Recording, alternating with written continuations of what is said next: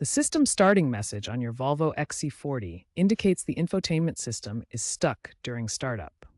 This affects 2018 and 2024 models with the Android-based Sensus infotainment system. This issue is often caused by software glitches, such as incomplete updates or a full cache that prevents proper initialization.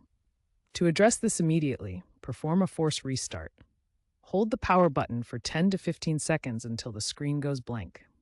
This clears temporary RAM issues and allows the system to reboot. If the problem persists after the force restart, the next step is to clear the system cache, which removes corrupted temporary files.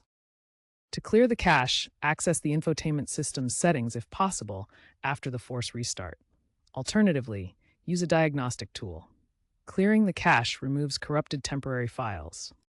The most effective long-term solution is to ensure your XC40's infotainment system is running the latest software.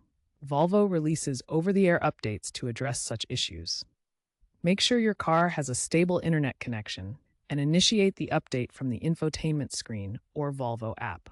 Regular updates prevent the system starting issue by patching bugs and improving system stability.